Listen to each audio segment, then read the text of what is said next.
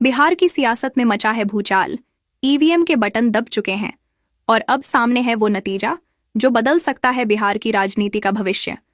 243 सीटें, 12 करोड़ जनता और अब तस्वीर साफ। बिहार की किस्मत ईवीएम में कैद हो चुकी है और अब निकला है सबसे बड़ा एग्जिट पोल जो बताएगा कौन लौटेगा सत्ता में और कौन जाएगा साइडलाइन। बिहार की धरती पर इस बार फिर गूंजा नारा। कौन बनेगा बिहार का बादशाह? मोदी का जादू चलेगा या तेजस्वी की लहर उठेगी? जनसुराज का जन समर्थन बनेगा नया समीकरण। तो आइए खोलते हैं बिहार की ईवीएम का राज। एग्जिट पोल कहता है बिहार की सत्ता की चाबी एक बार फिर एनडीए के हाथ में जाती दिख रही है। बिहार की गलियों में अब बस एक ही चर्चा, क्या नीतीश कुमार फिर लौटेंगे मुख्यमंत्री की कुर्सी पर या मोदी फैक्टर ने फिर सबको चौंका दिया है? दूसरी तरफ तेजस्वी यादव का चेहरा उतरा हुआ, क्योंकि जनता ने इस बार नहीं किया महागठबंधन पर भरोसा। 243 सीटों के इस आंकड़े ने सियासी तापमान बढ़ा दिया है। बिहार का हर जिला, हर सीट अब चर्चा में है।